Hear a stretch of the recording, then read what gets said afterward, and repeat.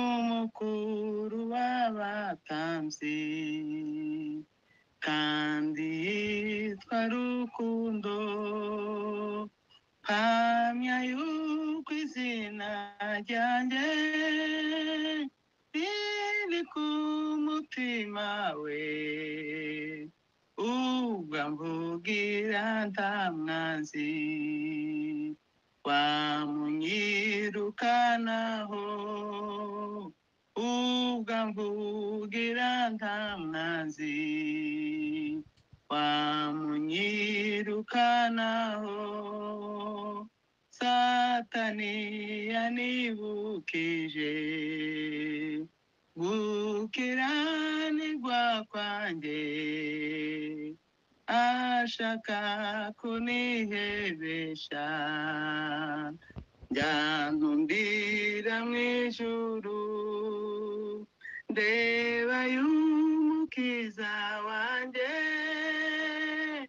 wabinkuyeho rwose, kera yarampongereye, nuko sinzarimbuka, kera yarampongereye, nuko sinzarimbuka. Uwiteka umucamanza ambonye w'amaraso, ancira urubanza rubi, anyitukiranutse, yarancunguye ngo mbuwe,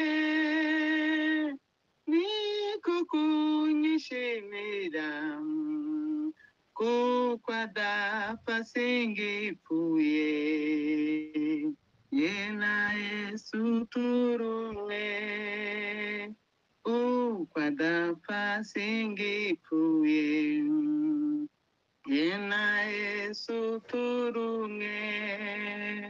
Uwiteka umucamanza ambonye w'amaraso, tancira urubanza rubi, anyitukiranutse, yarancunguye ngo mbuwe, niko kunyishingira, kuko adapfa singipfuye, ye na Yesu turumwe, kuko adapfa singipfuye, ye na Yesu turumwe, kuko adapfa singipfuye, ye na Yesu turumwe.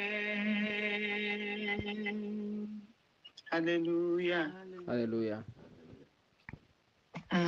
Reka twongere n'ubundi mu gushimisha. Haleluya. Sinzi nimba muri kunyumva, ko turakumva rwose.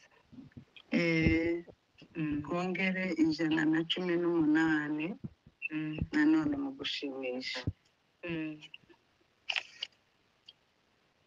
Ibyaha byanje byose n'ibyago, nabihariye umwana w'Imana, namwitegereje ari ku giti, menya yuko ari je wabambiwe, numva mbabariwe ndanezerwa, ndishima, numva mbabariwe ndanezerwa, ndishima, hora mbiharira Yesu ni uzi, kujamara agahinda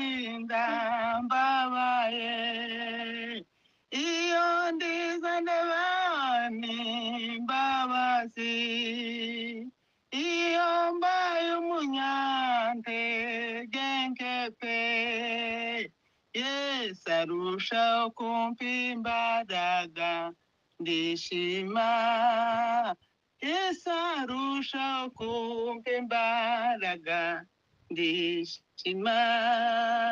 Zaja mbiharira Yesu nkahwema, mfite muri we ibyiringiro, kumwizera kumpesha amahoro, kamwisegura nduhutse neza.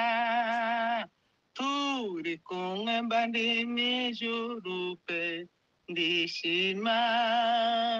Turi kumwe mba ndi mw'ijuru pe ndishima.